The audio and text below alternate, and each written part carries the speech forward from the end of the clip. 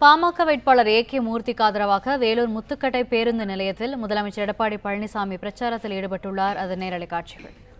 திராவிட முன்னேற்ற கழக தலைமையிலே அமைக்கப்பட்ட கூட்டணியில வைகோ வச்சிருக்கீங்களே, அவரு பேசாத பேச்சா எல்லா ஊடகத்திலையும் வந்திருக்குது, பத்திரிகையிலே வந்திருக்குது. இந்த ஸ்டாலினை என் உயிர் உள்ளவரை இந்த தமிழகத்துடைய முதலமைச்சராக வரவிட மாட்டேன் என்று சொன்னவரையே நீ கட்சியில கூட்டணியில சேர்த்திருக்கிறாய். அது மட்டுமல்ல, திராவிட முன்னேற்ற கழகம் ஒரு கொள்ளை கும்பல், குடும்ப ஆட்சி என்று சொன்னவரை நீங்கள் கூட்டணியில இடம்பெற வச்சிருக்கிறீங்க. அதோட மட்டும் யாருமே விமர்சனம் செய்யவில்லை. அப்படிப்பட்ட விமர்சனம் செய்தவர்களையே நீங்கள் கூட்டணியிலே இடம்பெற செய்திருக்கிறீர்களே.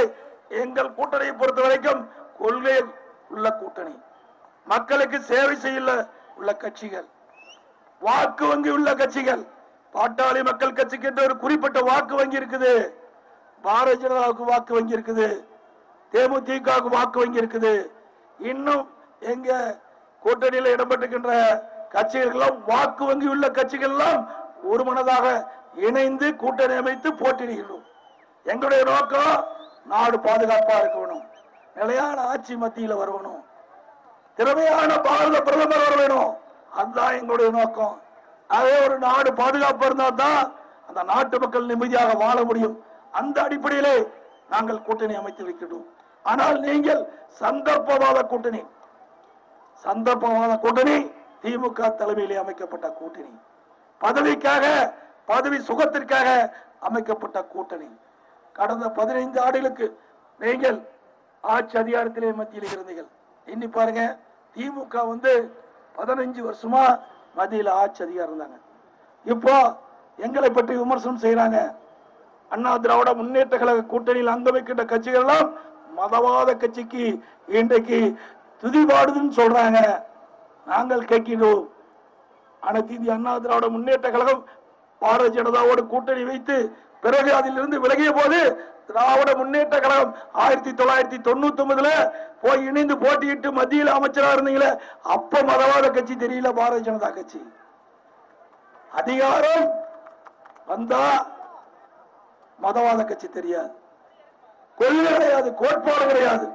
ஆனா இப்ப நாங்க அந்த கட்சியோட கூட்டணி வச்சா மதவாத கட்சிக்கிறாங்க. ஒவ்வொரு கட்சிக்கும் ஒரு கொள்கை உண்டு, கூட்டணி வேறு கொள்கை வேறு. எங்களுடைய கொள்கையிலிருந்து நாங்கள் எப்பொழுதும் விலக மாட்டோம், உறுதியாக இருப்போம். எதை எதிர்ப்போமோ அதை எதிர்ப்போம், எதற்கு ஆதரவு கொடுப்போமோ அதற்கு ஆதரவு கொடுப்போம். அதைத்தான் பொன்மனச்செம்மல் புரட்சி தலைவர் எம்ஜிஆர் அவர்களும் இதயம் புரட்சி தலைவி அம்மா அவர்களும் அரசியல் பள்ளியிலே படித்த மாணவர்கள் நாங்கள்.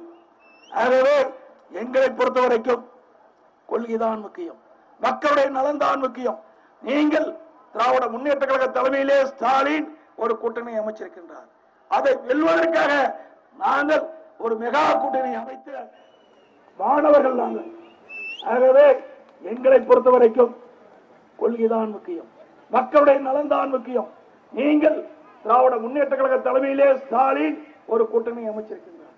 அதை வெல்வதற்காக நாங்கள் ஒரு மெகா கூட்டணி அமைத்து இன்றைக்கு 39 தமிழகத்தில் பாண்டிச்சேரி 40 இடங்களிலும் எங்களுடைய கழக வேட்பாளர்கள் கூட்டணி வேட்பாளர்கள் வெற்றி பெறுவது உறுதி உறுதி உறுதி. சொல்றேன், ஏற்கனவே 2014 நாடாளுமன்ற பொதுத் தேர்தல் நடந்தது. அந்த நாடாளுமன்ற பொதுத் தேர்தலில் 37 இடத்துல அதிமுக ஜெயிச்சது, ஒரு இடத்துல பாட்டாளி மக்கள் ஜெயிச்சது, ஒரு இடத்துல பாரதிய ஜனதா ஜெயிச்சது. ஆக தமிழ்நாட்டில் 39 நாடாளுமன்ற தொகுதியிலையும் நம்முடைய கழகமும் கூட்டணியும் தான் வெற்றி பெற்றது. அதான் மெகா கூட்டணி. திராவிட முன்னேற்ற கழக தலைவர் ஸ்டாலின் அமைத்த கூட்டணியில ஒருத்தர் கூட வெற்றி பெறல, திமுக வெற்றி பெறல, கூட்டணியில் வெற்றி பெறல. ஆகவே 2014 எப்படி வெற்றி கொடுத்தீர்களோ அதே வெற்றியை எப்பொழுது மக்கள் தாருங்கள் தாருங்கள் என்று நேரத்திலே தெரிவித்து, அது மட்டுமல்ல, இன்றைக்கு மாண்புமிகு புரட்சி தலைவி அம்மா இருக்கின்ற பொழுது பல்வேறு திட்டங்களை நாட்டு மக்களுக்கு வழங்கினார்கள். இன்றைக்கு ஏழை எளிய குடும்பத்தில் பிறந்த மாணவ மாணவிகள் நல்ல கல்வி கற்க வேண்டும், உயர்கல்விக்கு போக வேண்டும்.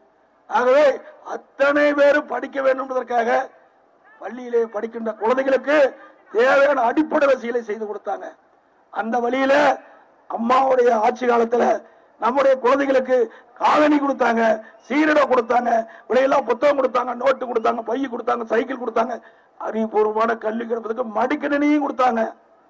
ஆக நாம குழந்தைய பள்ளிக்கு அனுப்பிச்சா போதும், அத்தனையும் அம்மாவுடைய அரசு படிக்க வச்சு உயர்கல்வி வரைக்கும் போற அளவுக்கு அம்மாவுடைய அரசு உதவி செய்யுது. எந்த மாநிலத்தில் கிடைக்குது? உங்களுடைய ஆட்சியில் கிடைச்சதா? இப்படிப்பட்ட கல்வி திட்டத்தை கொண்டாந்தீங்களா? கிடையாது. இன்னைக்கு அனைத்து இந்திய அண்ணா திராவிட முன்னேற்ற கழகத்தில் ஒப்பற்ற தலைவி புரட்சி தலைவி அம்மா நாட்டு மக்களுக்காகவே தன் உயிரை நீத்தார்கள். இருக்கின்றவரை மக்களுக்கு சேவை செய்தார்கள். பொன்மனச்செம்மல் புரட்சி தலைவர் எம்ஜிஆர் மக்களுக்காக வளர்ந்து மறைந்த தலைவர்கள் 2 தலைவர்களும். நீங்க அப்படியா இருக்கிறீங்க? உங்க அப்பா முதலமைச்சர், திமுக தலைவர், அடுத்தது ஸ்டாலின், நீ அடுத்தது செயல் தலைவராக இருந்து இப்பொழுது தலைவராக இருக்கிறாரு. எதிர்கட்சி தலைவர் ஒரு பதவி கூட விட்டு கொடுக்க மாட்டாங்க. ஆனா அண்ணா திராவிட முன்னேற்ற கழகத்தில் அப்படி இல்ல. சாதாரண தொண்டர் கூட, ஒரு விவசாயி கூட தமிழகத்துடைய முதலமைச்சர் வர முடியும். ஆகவே ஏழை எளிய ஒடுக்கப்பட்ட நசுக்கப்பட்ட மக்கள் காக்கின்ற அரசு அம்மாவுடைய அரசு. ஒரு ஜனநாயக கட்சி அண்ணா திராவிட முன்னேற்ற கழகம். ஆகவே இந்த ஜனநாயக கட்சியில உழைக்கின்றவர்கள், விசுவாசமாக இருக்கின்றவர்கள் அனைவருமே பதவிக்கு வர முடியும். அப்படிப்பட்ட கட்சியில் நாங்கள் உறுப்பினராக இருந்து படிப்படியா உயர்ந்து 45 ஆண்டு காலம் 1974 என்னுடைய ஊர்ல நான் கல்லூரியில படிக்கும் போது கிளை செயலாளராக இருந்தேன். ஒன்றிய பொறுப்பு, மாவட்ட பொறுப்பு, மாநில பொறுப்பு, சட்டமன்றம், நாடாளுமன்றம், தலைமை கழக நிர்வாகி, அமைச்சர், முதலமைச்சர், படிப்படியா உயர்ந்தோம். ஸ்டாலின் எப்படி உயர்ந்தாரு? அது அப்பா முதலமைச்சர், அப்பா திமுக தலைவர், அதனால அவர் எம்எல்ஏ ஆகி மந்திரியானார். இங்கே நிற்கின்றார்களே அவர்கள் இங்கே வர வேண்டும். அதுதான் உழைப்பு. நான் அங்கே நின்று படிப்படியா உழைச்சி நாங்க வந்து நிக்கிறேன். ஆகவே உழைப்பால் ஒருவர் உயரத்துக்கு வர முடியும். ஆகவே அங்கே இருக்கின்ற பொழுது அந்த தரப்பு இருக்கின்ற மக்களுக்கு என்ன பிரச்சனை என்பது உணர்ந்தவன், அவரோட பழகினவன், கூட இருந்தவன். ஏழைகளுக்கு என்ன பிரச்சனை, விவசாயிகளுக்கு என்ன பிரச்சனை, வியாபாரிகளுக்கு என்ன பிரச்சனை, மாணவர்களுக்கு என்ன பிரச்சனை, அனைத்தும் அறிந்திருக்கின்றேன். ஆகவேதான் நீ 2 ஆண்டு காலம் இந்த ஆட்சிக்கு எவ்வளவு தொந்தரவு கொடுக்க முடியுமோ அவ்வளவு தொந்தரவு கொடுத்தீர்கள். அத்தனையும் நாங்கள் எதிர்கொண்டு அத்தனை போராட்டத்தையும் சந்தித்து அத்தனை போராட்டங்களையும் அழைத்து பேசி சமாதானப்படுத்தி தீர்வு கண்ட அரசு எங்களுடைய அரசு. ஆகவே அனுபவமாகிவிட்டது. நீ எத்தனை போராட்டம் நடத்தினாலும் அதை எங்களால் எதிர்கொள்ள முடியும். ஆகவே துணிவுமிக்க அரசாக அம்மாவுடைய அரசு செயல்பட்டுக் கொண்டிருக்கிறது. அதே போல சிறுபான்மை மக்களுக்கு பாதுகாப்பாக இருப்பதும் அம்மாவுடைய அரசு தான்.